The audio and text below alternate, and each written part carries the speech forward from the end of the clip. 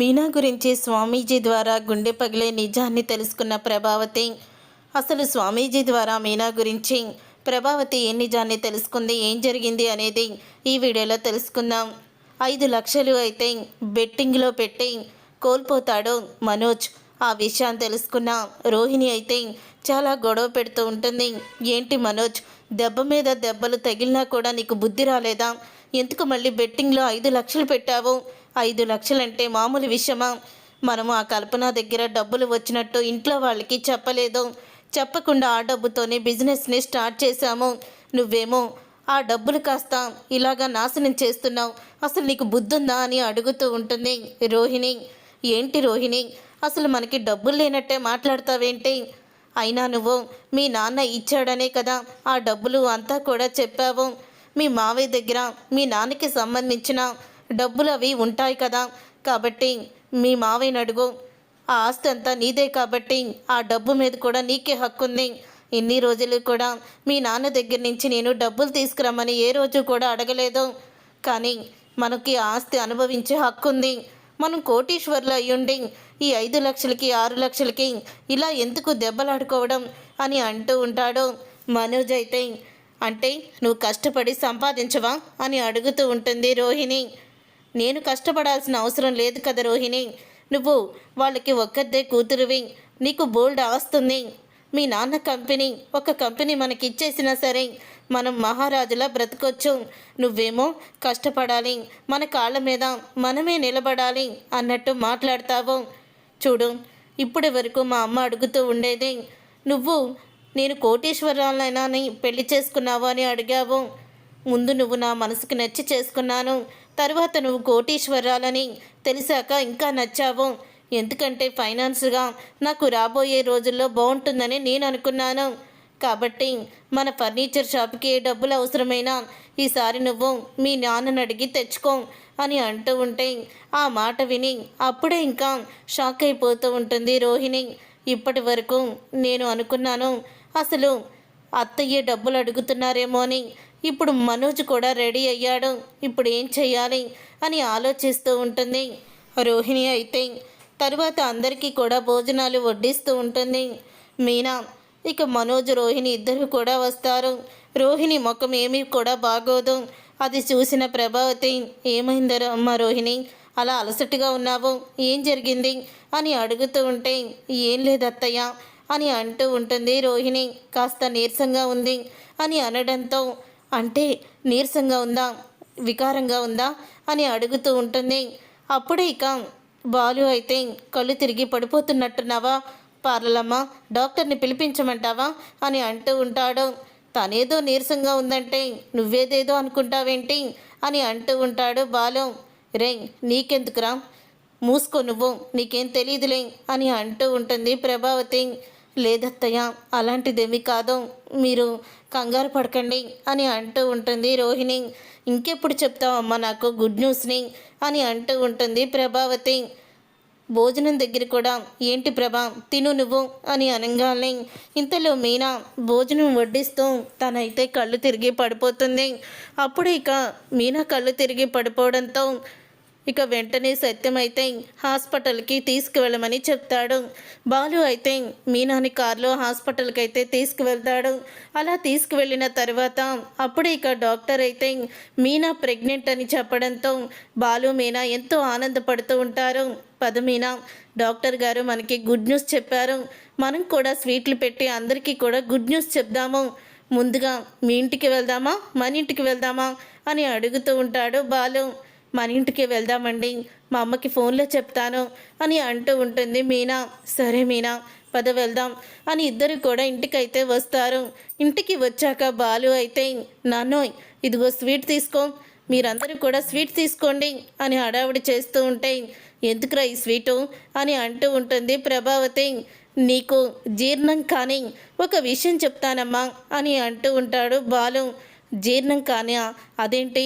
అదే నీ కడుపు ఉబ్బరంగా అయిపోయే విషయం, అసలు అది వింటే నీ కడుపు పగిలిపోతుందేమో అని అంటూ ఉంటాడు బాలు. ముందు అసలు ఏం జరిగిందో చెప్పు అని అంటూ ఉంటుంది ప్రభావతి. మీనా ప్రెగ్నెంట్ అని అనగానే ఒక్కసారే షాక్ అయిపోతూ ఉంటారు అందరూ కూడా. ఇక అందరూ ఆనందపడుతూ ఉంటారు. ఇక ప్రభావతి అయితే ఏంట్రా నువ్వు చెప్పేది అని అంటూ ఉంటే, అవును మీనా ప్రెగ్నెంట్ అమ్మా.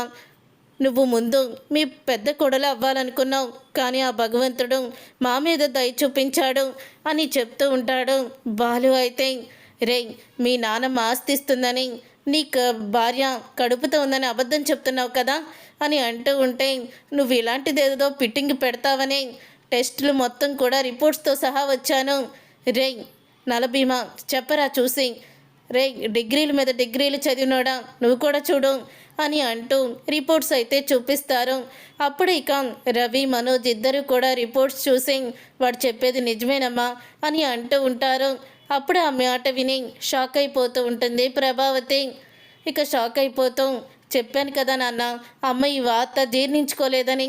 పాపం ఏ అత్తగారైనా కోడలు తల్లి కాబోతుందంటే ఎగిరి గంతేస్తారు, కానీ మా అమ్మ ఏంటో పాపం ఏదో రాంది జరిగిపోయినట్టు అలా దిగులుగా ఉండిపోయింది అని బాలు అయితే అంటూ ఉంటాడు. ఎవరు ఆనందించినా ఆనందించకపోయినా నువ్వు ఆనందిస్తున్నావు కదా నాన్న, అది చాలు నాకు అని బాలు అయితే చెప్తాడు. అప్పుడు ఇంకా అదే మనోజ్ గాడు తండ్రి అవుతూ ఉంటే, అమ్మ ఇలా ఉండేదా నాన్న, తను అసలు ఇంట్లో ఎంత హడావుడి చేసేది, నాకు అదృష్టం లేదులే అని బాధపడతాడు కూడా.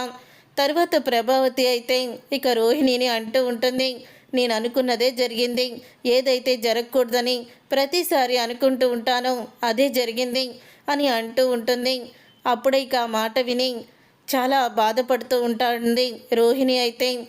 నన్ను క్షమించండి అత్తయ్య అని అంటూ ఉంటే, ఇంకెందుకులే క్షమాపణలు అని అంటూ ఉంటుంది ప్రభావతి.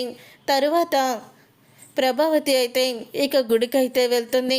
గుడికి వెళ్ళిన తర్వాత అప్పుడు ఇక ప్రభావతికి ఒక స్వామీజీ అయితే ఎదురుపడతారు. ఏంటమ్మా పెద్ద కోడలు ప్రెగ్నెంట్ అవ్వలేదని, చిన్న కోడలు తల్లి కాబోతుందని బాధపడుతున్నావా అని అడుగుతూ ఉంటాడు స్వామీజీ. స్వామీజీ నా మనసులో ఉన్న బాధ మీకెలా అర్థమైంది అని అంటూ ఉంటే, నాకు సర్వం తెలుసమ్మా. చూడమ్మా నువ్వు చాలా భ్రమపడుతున్నావు. నీ పెద్ద కోడలు తల్లి కావడం లేదని నువ్వు అనుకుంటున్నావు, కానీ నీ చిన్న కోడలు కడుపులో మీ చనిపోయిన నీ కొడుకు మళ్ళీ పుడుతున్నాడని నువ్వెందుకు అర్థం చేసుకోవడం లేదు అని అంటూ ఉంటాడు స్వామీజీ. అప్పుడు ఇక ఒక్కసారి ప్రభావతి, స్వామి అవునమ్మా నీ చనిపోయిన కొడుకు మళ్ళీ నీ చిన్న కొడుకయ్యి నీ ఇంట్లోనే మరో జన్మెత్తుతున్నాడు అని చెప్పడంతో అప్పుడే ఆ మాట విని ప్రభావతి, అదేంటి స్వామి, వాడి చావుకి కారణమే వాడు కడుపున వీడెందుకు పుడతాడు అని అడుగుతూ ఉంటే, అది దైవ నిర్ణయం అమ్మ, ఎవ్వరూ కూడా మార్చలేరు, కానీ ఇది నిజం, నీకే తెలుస్తుంది కదా. ఈలోపు నువ్వు నీ కోడల్ని అనరాని మాటలు, చెయ్యకూడని పనులు చెయ్యొద్దు, తన మీద ప్రేమ చూపించు, తన మీద కాదు తన కడుపులో ఉన్న నీ కొడుకు మీద అని అంటూ ఉంటారు స్వామీజీ. అలాగే స్వామీజీ దగ్గరికి ఇద్దరు ముగ్గురైతే వస్తారు. స్వామి మీరన్నట్టే మాకు ఉద్యోగం వచ్చిందని, ఇలా చేయగానే ఇల్లు కట్టుకున్నామని అందరూ కూడా అంటూ ఉంటారు. అప్పుడే పంతులు గారు అయితే ఆయన హిమాలయాల్లో తపస్సు చేసి సంవత్సరానికి ఒకసారి గుడికి వస్తారమ్మా. అప్పుడే ఇక జనమందరూ ఆయన్ని కలుసుకోవడానికి వస్తారు. ఆయన చెప్పింది ఖచ్చితంగా జరుగుతుంది అని పంతులు గారైతే చెప్తారు. ఆ మాట విని ఎంతో ఆనందపడుతూ ఉంటుంది ప్రభావతి. ఇక ఆనందపడుతూ ఇక వెంటనే ఇంటికైతే వెళ్తుంది. అమ్మ మీనా అని పిలుస్తుంది. ఒక్కసారి అందరూ షాక్ అయిపోతూ ఉంటారు. ఇక మీనా అయితే బిందుతో నీళ్లు మోసుకుంటూ వస్తుంది. ఏంటమ్మా మీనా, ఇలా బరువులు ఎత్తకూడదని నీకు తెలీదా? ఇంట్లో ఉన్నారు కదా మీ మావయ్యకో లేకపోతే బాలుగాడికో చెప్పొచ్చు కదా, వాళ్ళు కనిపించకపోతే రోహిణికి చెప్పొచ్చు కదా, ఇలాంటి బరువు పనులు చెయ్యకూడదు, జాగ్రత్తగా ఉండాలి తల్లి అయ్యేవాళ్ళు, ఈ రోజు నుంచి నువ్వు చాలా జాగ్రత్తగా ఉండాలి, గుర్తుపెట్టుకో అని మీనాని శ్రద్ధగా చూసుకోవడం మొదలు పెడుతుంది ప్రభావతి. అప్పుడే మీనాని అలా శ్రద్ధగా ప్రభావతి చూసి షాక్ అయిపోతూ ఉంటుంది రోహిణి. ఇదేంటి అత్తయ్య సడన్గా ఇలా మారిపోయారు, ఇప్పుడు మీనాని అంతలాగా చూసుకుంటున్నారేంటి? ఒకవేళ నాకన్నా ముందు ప్రెగ్నెంట్ అయిందని నా మీద ఉన్న ప్రేమ మీనా మీదకి వెళ్ళిపోయిందా ఏంటి అని షాక్ అయిపోతూ ఉంటుంది.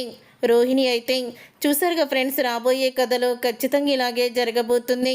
మరి ఇలాగే జరగాలని మీరైతే కోరుకుంటున్నారా?